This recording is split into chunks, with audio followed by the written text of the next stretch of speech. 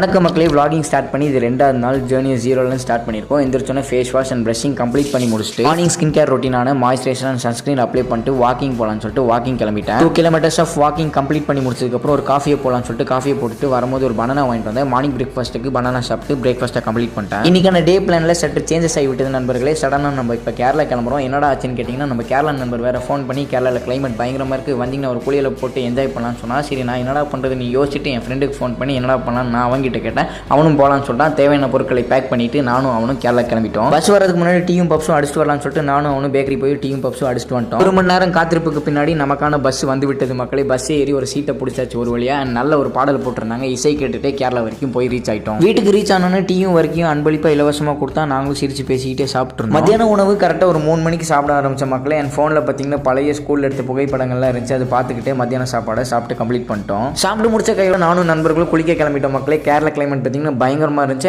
நாங்கள் குளிக்க போகும்போது டைம் பார்த்தீங்கன்னா ஒரு 6-6:30 இருக்கும். பயங்கரமான சில்னஸாக இருந்துச்சு. வாட்ரு எப்படிடா இறங்குறதுன்னு யோசிச்சா ஒரு வழியாக இறங்கிட்டு ஒரு நல்ல குளியலை போட்டு வந்துட்டோம் மக்களே. குளிச்சு முடிச்ச கையோட இரவு உணவு சாப்பிட்டு போயிடலாம்னு சொல்லிட்டு எங்களுக்கு தெரிஞ்ச வழக்கமான கடையில் போய் ஒரு நல்ல குழிமந்தி சாப்பாடை சாப்பிட்டு இந்த டேவை சக்ஸஸ்ஃபுல்லாக கம்ப்ளீட் பண்ணிட்டோம் மக்களே.